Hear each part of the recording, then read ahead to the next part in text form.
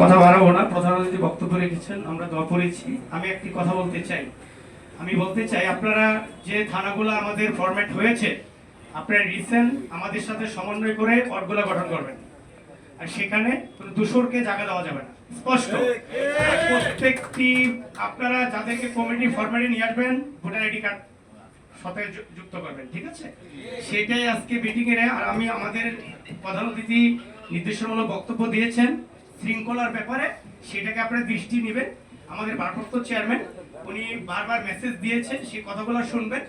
আমরা এগুলো কোনো বরদাস্ত করব না।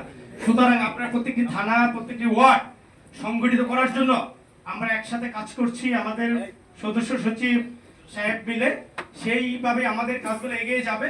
এখানে সকল নেতৃবৃন্দ কথা বলেছেন, আপনাদের সবাইকে ধন্যবাদ জানিয়ে আমি আমার সংক্ষিপ্ত বক্তব্য শেষ করছি। আল্লাহ হাফেজ। বাংলাদেশ জিন্দাবাদ। শহীদ জিয়া অমর হোক। দেশ নেত্রী বেগম খালেদা জিন্দাবাদ। আগামী রাষ্ট্রনায়ক দেশ নায়ক তারেক রহমান জিন্দাবাদ। আজকের মিটিং এখানে সমাপ্তি ঘোষণা করা হচ্ছে।